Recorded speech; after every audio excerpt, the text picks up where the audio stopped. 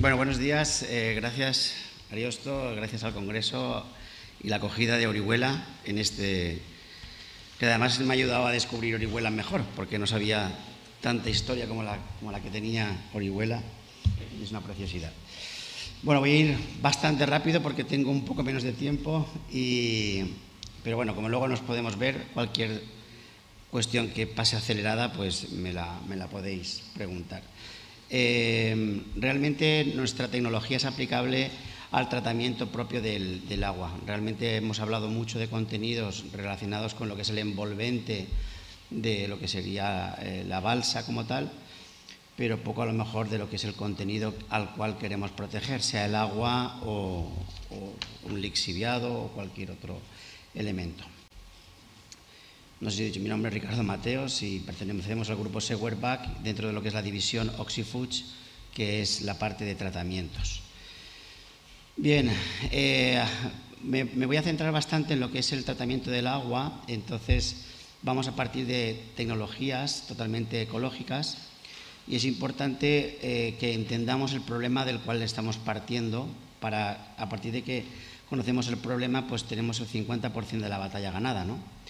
El principal problema de los parámetros que más afectan al problema de las aguas son los excesos de nutrientes, nitratos y fosfatos, las altas temperaturas, bueno, los que veis aquí, ¿no?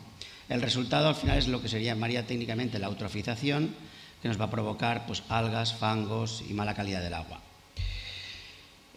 Otras razones que afectan a todos los usuarios, sobre todo de aguas de riego, es la procedencia del agua. Cuando hablas con alguien de agua de pozo, pues no es lo mismo que el que habla de las aguas del trasvase o las aguas de trasvase desde desembocadura, donde ya hay anoxia y donde hay falta de oxígeno en el agua. Entonces, son parámetros también que afectarán luego al resultado final del agua embalsada. Al final también es importante trasladaros los conceptos de lo que es la biorremediación. En esa descripción se resume perfectamente eliminar los nutrientes inorgánicos, especialmente el amoníaco, nitrato, nitrito y fosfato, que al eliminar el exceso de nutrientes y degradar la materia orgánica mejoraremos la calidad del agua y aumentaremos la cantidad de oxígeno disuelto. Al final hay una competencia entre las algas y las bacterias, la microbiología que tiene el agua, y alguien de los dos se tiene que alimentar de los nutrientes. El problema es que cuando nuestro ejército a favor, que serían las bacterias, no tienen el oxígeno suficiente, pues la batalla la ganan las algas. Y nosotros, cuando la ganan las bacterias, pues se convierten esos nutrientes en CO2 o H2O. ¿Qué necesitan las bacterias o la microbiología? Pues una primera fuente de lo que sería el catabolismo. Empezamos con la fuente de la materia orgánica o la fuente de carbono. Para ello vamos a necesitar tener oxígeno. La microbiología necesita respirar en el ecosistema. Cuando tiene un excedente va a generar una biomasa y va a modificar el ecosistema. Ese es el proceso natural de la microbiología dentro de lo que es las aguas embalsadas. Si hablamos del pasado, de los tratamientos no hablamos del pasado, sino también diría mucho del presente, pero todos los elementos que de alguna manera nos vienen a hablar del pasado, hablaríamos de alguicidas, sulfato de cobre, permanganato de sodio, potasio. Hablamos de que son perjudiciales para el medio ambiente. Sulfato de cobre, pues un metal pesado, que en el fondo pues, va a provocar una menor calidad del agua. El permanganato de sodio es un fuerte oxidante, un químico que matará tanto lo malo como lo bueno. Entonces, el desequilibrio del ecosistema, pues difícilmente lo podremos encauzar. Otras soluciones, como limpiar la balsa, pues hay que estar muy atentos ya al tema de sanciones por parte del SOPRONA y la normativa de lo que es el tratamiento del residuo. O sea que eso de generar fango, que antiguamente pues uno sabía que iba matando algas o elementos orgánicos en suspensión y generabas un fango, pues a la larga te va a generar otro problema a nivel de normativa y a la hora de tratarlo. Oxigenaciones localizadas, etcétera, ¿no? En conclusión, todas estas soluciones van a la consecuencia del problema, no al origen del problema. Es la gran diferencia respecto a lo que queremos trasladaros. También es importante que sepáis que los regantes o mucha gente del tratamiento del agua habla de garantizar. Y esto garantiza que el tratamiento, bueno, es que los parámetros que os he dicho afectan a que es un problema dinámico, no estático. con lo cual ese dinamismo de los parámetros hace que la solución sea dinámica también. No podemos hablar de un médico que no te hace un seguimiento y te da una receta ya de solución de por vida cuando tu organismo está cambiando continuamente, tanto en exposiciones de temperatura como en parámetros de nutrientes, etcétera. Lo que hay que hacer es tomar decisiones que vayan en la dirección correcta del desequilibrio al equilibrio. Bien, para ello, ¿a qué apostamos? Pues en dar oxígeno, como os decía en el principio, a las bacterias, a los microorganismos, establecer un traje a medida químico-hidráulico, mantener un seguimiento, porque hablamos de una patología en el agua que es una enfermedad constante, no es una cosa que desaparezca, con lo cual la palabra seguimiento forma parte de nuestro ADN en el sentido del acompañamiento. Y ir tomando decisiones según la evolución que va teniendo los diferentes escenarios. Empleamos para ello pues, diferentes técnicas y para eso también tenemos que tomar unos determinados datos en cuanto al volumen de la balsa, las dimensiones, la analítica propia del agua. Pocas analíticas en las comunidades de regantes reflejan los parámetros de DBO y DQO cuando es la columna vertebral del problema. Ahí tenéis que ver la falta de conocimiento que a lo mejor por el paso de los años ha habido respecto a cómo abordar el problema de la eutrofización en las balsas de riego. Ha habido otro tipo de preocupaciones, ¿no? Y la distribución de las entradas y salidas es muy típico encontrar que por aprovechar la zanja se hace la entrada y la salida por el mismo sitio y eso a efectos de la hidrodinámica del agua dentro de la balsa es lo peor, porque haces que no haya una buena recirculación y que no haya una buena hidrodinámica dentro del agua. También es importante plantear los cálculos nuestros a efectos del peor escenario. Aunque ahora podamos tener un año bueno, a efectos de temperaturas de calor, pensar que esto no va a ir a mejor.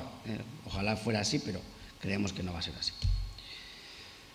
Lo que establecemos son microburbujas en el fondo para que haya una transferencia de oxígeno en lo que es la elevación de la microburbuja hasta la superficie. Ese rozamiento de la microburbuja pues, llevará a trasladar oxígeno disuelto al agua.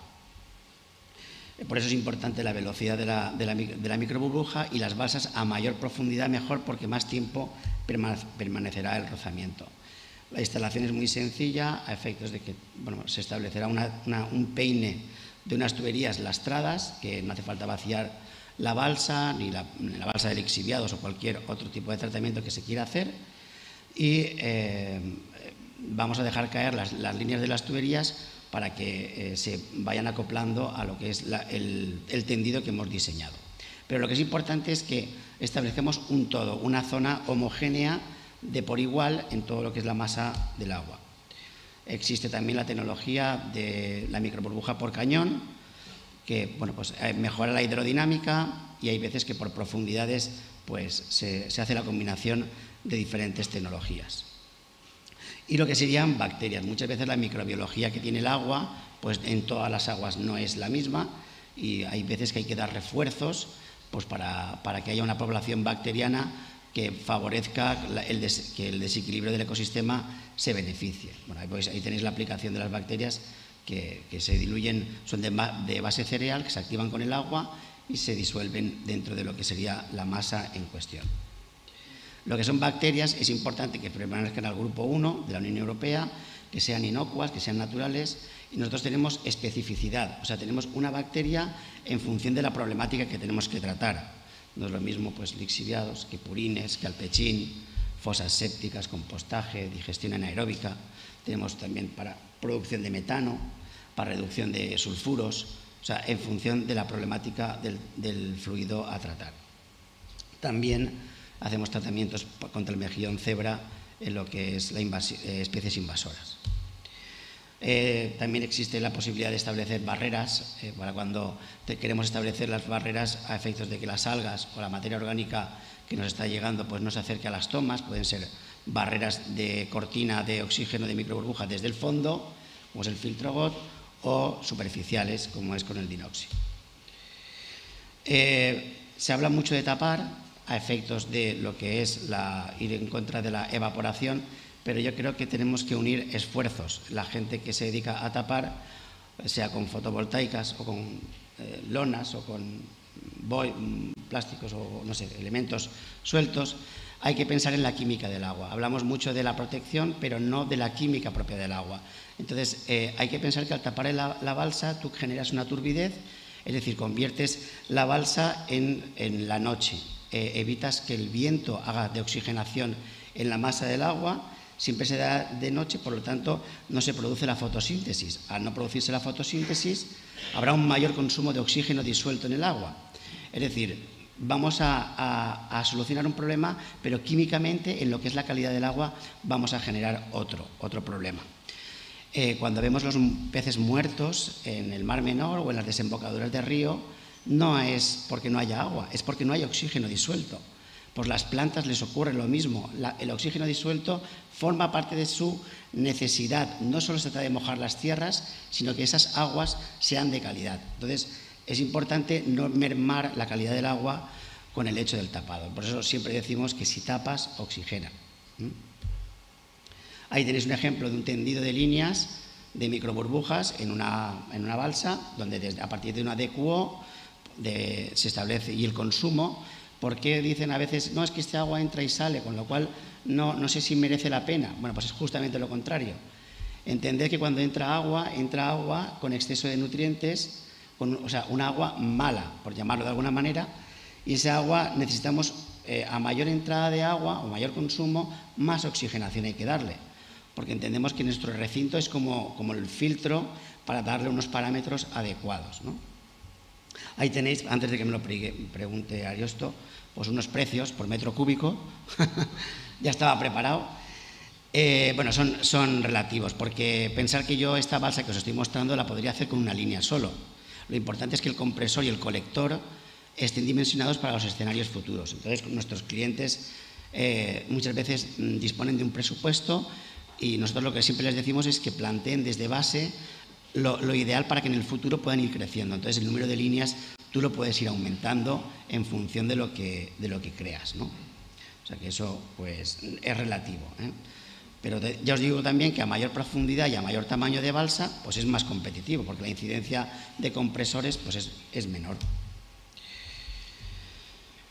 Bien, también deciros que dentro de lo que es tratamiento de purines, pues tenemos la digestión aerobia, que cumpliría con las MTDs, la 13 y la 19, y la bacteria Sipopurin para MTDs emergente. Esto ya se ha certificado con la Universidad de Cartagena, con la cátedra y el Ayuntamiento de Fuente Álamo, para acreditar los beneficios de nuestros tratamientos dentro de lo que es el purín y la mejora agronómica que los purines podrán tener.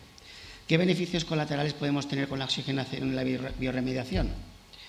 Bueno, lo primero es que igualamos temperaturas. Cuando hablamos de termoclinas, hablamos de que tenemos una diferencia de temperatura respecto al fondo que puede rondar entre 5 a 10 grados. Si yo os envío con la microburbuja aguas frías del fondo, estoy unificando las temperaturas. Por lo tanto, reduciremos la evaporación gracias a hacer aguas más frías dentro de lo que es el almacenamiento. Por otra parte, degradamos el fango. Fijaros en esta imagen, tenéis una balsa con la acumulación de fangos de mantener las aguas limpias a base de tratamientos donde tú lo que hacías era matar las algas. Pero es que la gente no ve lo que hay en el fondo, y cuando la vacían descubren este panorama. Entonces es importante hacer tratamientos que no solo conserves, sino que además puedas no encontrarte con la sorpresa, que además tienen un problema ahora con ¿qué hago con ese vertido? Hay que llevarlo a un vertedero. Y luego también es importante que esta aplicación, hablamos de motores que van a ir desde 3 a 5, 6 kilovatios, con lo cual cualquier excedente de fotovoltaica es ideal para una economía circular junto con la oxigenación. Además, respecto a lo que es la calidad del agua, que nadie la considera, pero que luego nos toca echar fertilizantes en las tierras, oxigenar las tierras, echar productos en las plantas, es la proporción de oxígeno que tiene el agua. De manera que si tú tienes un agua más oxigenada, pues aquí tienes parámetros no argumentados por mi tecnología, sino desde el punto de vista agronómico. Se ha parado. O sea que yo, si la gente quiere que me quede, me quedo, pero no creo que sea el caso. No es un sabotaje. No es, bueno, a lo mejor es... Es que tienes que terminar, ¿no? Esto es como lo del micro que va bajando. Elisa. Se me acabó el tiempo. Bueno, voy para la siguiente, que yo la tengo aquí como orador, y el ordenador que se arregle cuando quiera. Lo importante al final, los objetivos, ¿cuáles van a ser? No nos llaman por la calidad de las aguas, nos llaman por temas de mantenimiento. Entonces, va a ir por orden prioritario pues, la eliminación de las algas, de los fangos, solucionar los problemas del sistema de filtrado, prevención frente a las especies invasoras, mejora de la calidad del agua y, colateralmente, aumentar la producción.